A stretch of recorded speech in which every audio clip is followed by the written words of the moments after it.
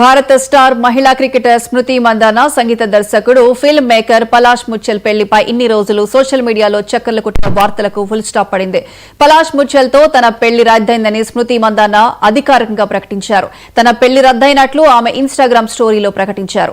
అయితే పెళ్లి పూర్తిగా రద్దయినట్లు ఇప్పుడు ఆమె తెలిపారు. మరోవైపు ఆమెను వివాహం చేసుకోవాలనుకున్న పలాష్ ముచ్చల్ కూడా పెళ్లి రద్దు గురించి ఇన్స్టా స్టోరీలో రాసుకొచ్చారు. ఈ విషయాన్ని ఇంతటితో వదిలేయాలంటూ అభిమానులు మీడియాకు ఆమె విజ్ఞప్తి చేశారు.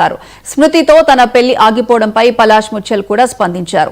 ఈ వ్యక్తిగత సంబంధం నుంచి బయటకు వచ్చానని, ఇక తాను ముందుకు సాగాలని నిర్ణయించుకున్నట్లు సోషల్ మీడియా వేదికగా ప్రకటించారు. తనపై వస్తున్న ఆరోపణలను ఆయన తీవ్రంగా ఖండించారు.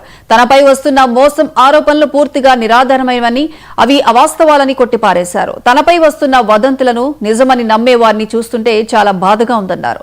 తన గురించి, తన కుటుంబం గురించి అసత్యాలు, తప్పుడు వార్తలు రాస్తే చట్టపరమైన చర్యలు తీసుకుంటానని స్పష్టం చేశారు. మ్యూజిక్ డైరెక్టర్ పలాష్ ముచ్చల్ తో నవంబర్ 23న జరగాల్సిన పెళ్లి అనుకోని కారణాల వల్ల వాయిదా పడిన సంగతి తెలిసిందే. స్మృతి మందాన, పలాష్ ముచ్చల్ ప్రకటనలతో వారి పెళ్లి వార్తలకు ఫుల్ స్టాప్ పడింది.